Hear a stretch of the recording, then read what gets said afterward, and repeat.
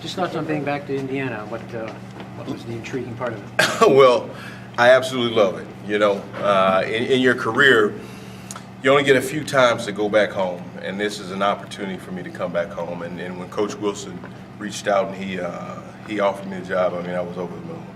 You know, it's just this place is a deep, dear place in my heart. So when I had the opportunity to come back, it was a no-brainer. And in your philosophy as a coach, what do you look for in defensive line? Well, you know, I go back to my Mallory days and toughness. He's got to be a tough kid. In this day and age, toughness isn't something that a lot of people stress. But to play the position and to play it at a high level, you have to be tough. Because like I tell those guys every day, the way your body feels today, it'll never feel this way again until after the season's over with. So you've got to be tough. And this is a league where they run the ball, and you've got to be tough enough, and you've got to be able to withstand the pounding that you're going to face in this league. So toughness, quickness, they have to be smart. They have to be passionate about the sport. You know, this isn't something that you can just go into half-heartedly. So those are the big things that I'm looking for. You mentioned the league. How different is it from, you know, when you see what teams do schematically and everything else? How different is it from when you play? You know what? Not much. Not much. It's you know, it's some window dressing, but at the end of the day, in this league, teams are going to run the ball. I think that with Coach Meyer over at Ohio State, they're doing some things a little differently, and then obviously what our offense does. You know, that's why we led the league, just because you know, we're doing something a little different. But it's a tradition-rich league, so you know, from the standpoint of if it's not broke, don't fix it. You know, and that's what the league is. I could be wrong. When you were here, did you guys transition from a 5-2 to a 4-3? We did. And what was that like? And how might that inform you helping these guys if there's a transition? Yeah, you know, we did, and that would have been. I was just talking to Jim Butler about that. That was 91, I believe, 91 or 92.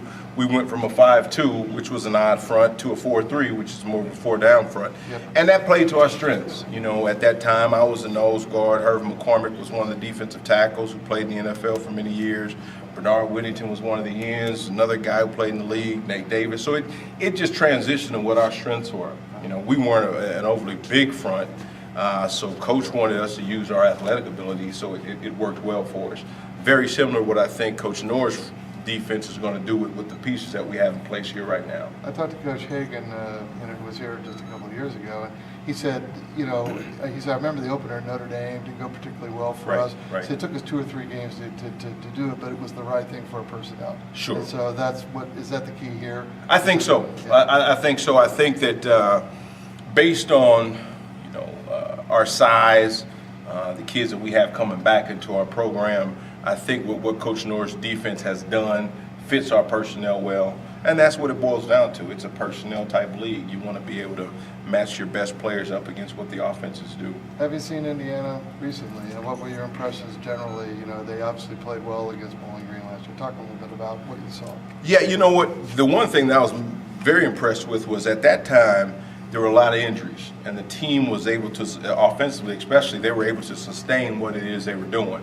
They did a heck of a job because, you know, we finished the season last year at BG. I think we were 8th in total defense. So, you know, we were able to do some things against a lot of teams that we didn't have that success here versus Coach Wilson's offense. So, and then defensively, you know, obviously I was making corrections during that time, but I've had a chance to watch him if I had a bye week or just some highlights of those kind of things. And I think all the pieces are in place. It's just a matter of getting the kids in the right place and helping them to be successful.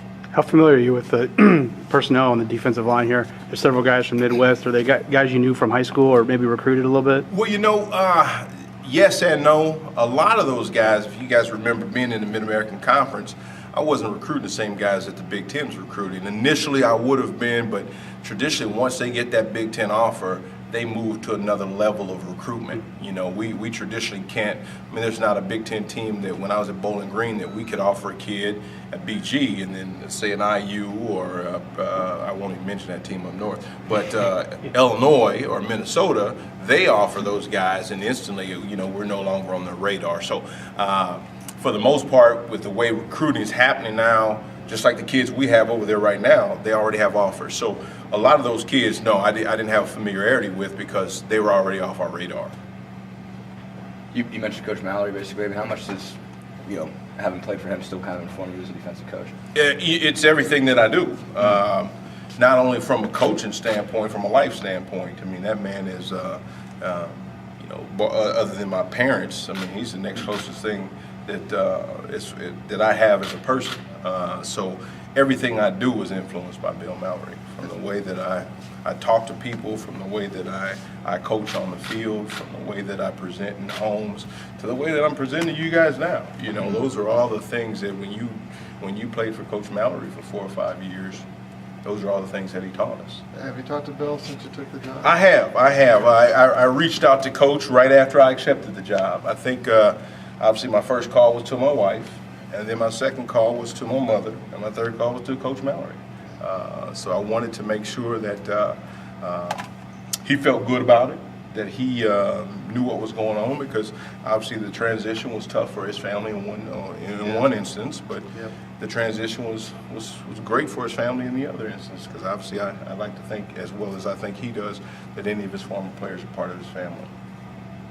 How much have you been able to kind of look at the personnel you have, or has it been mostly just kind of trying to hit the ground running recruiting-wise? Hit the ground running in recruiting. You know what? I really haven't had a ton of time to spend with our guys yet, and I'm looking forward to that. I know to next week when we get into the signing period. Yeah, I can't wait to where I can sit down with my guys and just share some philosophical things, the things that I want to bring to the program, and I want their feedback, and just so we can get together and I can start really getting to know them. You talked a little, if I could ask you to expand a little bit, you talked about toughness and quickness. You know, do you like a quick twitch? You know, so some of the other specific things you look for when you're watching a high school film on a kid. Mm-hmm. You know, what kind of things do you want to see? Well, you're right. I want to see a first and second step. I want him to have the ability to get a second step in the ground relatively quickly. I want to see a whole game. I want to see how he plays throughout the course of the game. You know, I don't want to see, this is the day of the highlight tape, 2 or 3 clips to get us all, ooh, wow, and then all of a sudden you watch a whole game, and if a kid, takes 1 play off or 2 play off, that's not the kind of kid we want here. He's not going to succeed in what it is we're trying to do. So I want to watch a whole game tape. I want to see how he pursues to the ball. I want to see if he plays both sides of the ball. I'd like to think that in some schools it may not be the case, but if you're a great high school football player, odds are you're going to play on both sides of the ball. I mean, unless you're part of one of those programs that they just have so many kids that you don't have to, usually you're going to play on both sides of the ball. So I want to look at those kind of things. That's what I want to see on tape. Do you anticipate recruiting in St. Louis and Ohio or certain areas that you're familiar with? You know what? I think Coach will sit down with our staff here in a week after this is all done, and he'll put those pieces together, just because Coach Knorr has extensive experience in Ohio. Coach Inge is a St. Louis native like myself.